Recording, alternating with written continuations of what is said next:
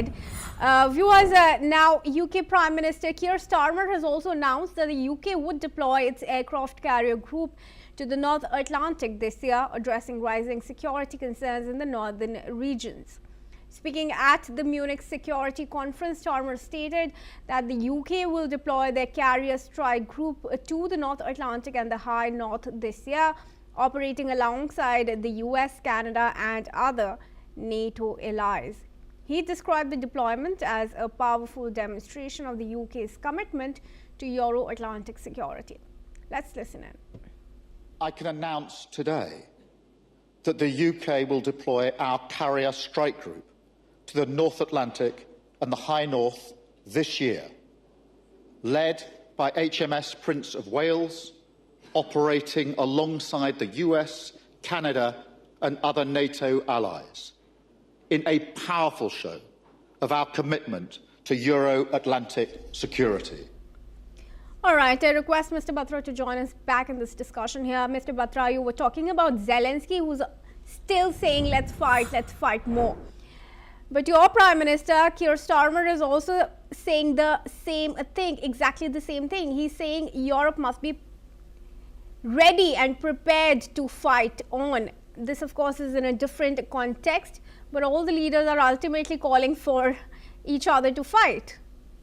Yeah, I think it's wrong. I think our Prime Minister's taken a very wrong stance. He can quite easily send the warships to the Atlantic. That's fine, but we have to protect our borders. Our borders are not protected. But Mr. Starmer should really have a bit more common sense. I mean, the idea is to stop the war, not to fight a war. We keep going back to fighting a war. Britain is a very small country, has a lot of might. Let's not forget. We did fight in this world wars consistently. But the thing is now that don't we need peace in our world? It's going different ways. It's like we're going into countries, bombing places, and then they've got to fix them, displace all the people, murder others, do this, do that.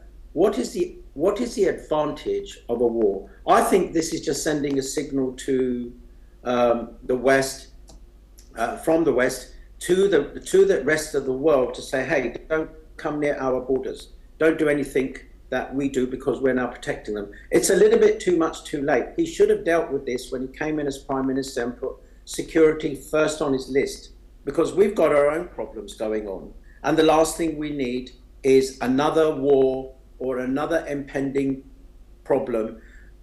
Trump has tried very hard to talk to Zelensky to make him understand that he needs to communicate with the so-called aggressor.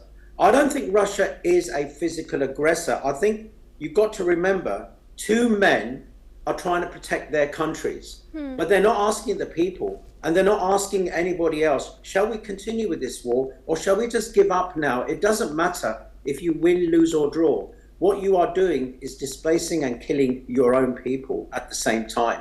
Does he sleep at night? Do they both sleep at night wondering all these innocent people that voted for them to have a peaceful country in the world, to have a betterness rather than this horrific saga of bombs every night, children crying their eyes out, freezing cold, no food. Zelensky's got all the money, hasn't put it into the right places.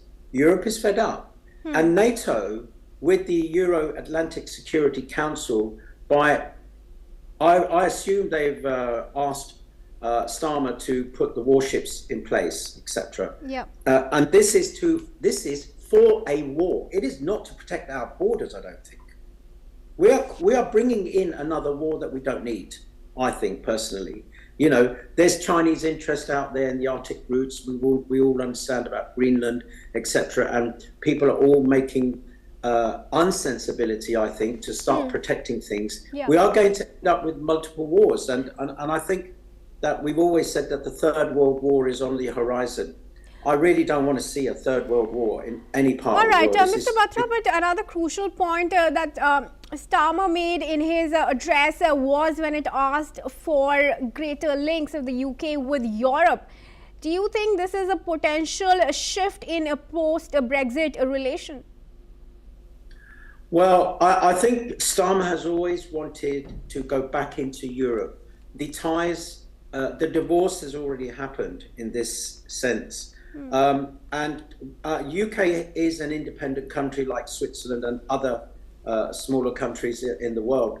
But the defense responsibility, he wants to team up in the European Union, but we are not part of that union at all. We have the Atlantic and we have other places, but I don't know where his move is moving to, because like, is he saying to the people of our country and Europe and the world, we are here to protect you, us, or we are going to protect our borders in the event that if Russia or China decides to start a war with us, we need to be ready. I mean, I've always said that the security of any country, like your house, is to lock the doors and bolt windows and put the alarms on and everything. But this should have been done a long time ago, and it's just an easier process where you can protect your country. All our countries need protection, of course, but we don't need to have another war. This is going to turn into a third world war, and I don't think Europe is cleverly interested in fighting such wars. It's just not right. We need to make money, not spend money on arms and guns and killing people. We need to make our women and children and families grow and make money and live a happy life. Mr. Batra, I hear your point, but we'd leave it at that. Thanks very much for your perspective here. Viewers, we now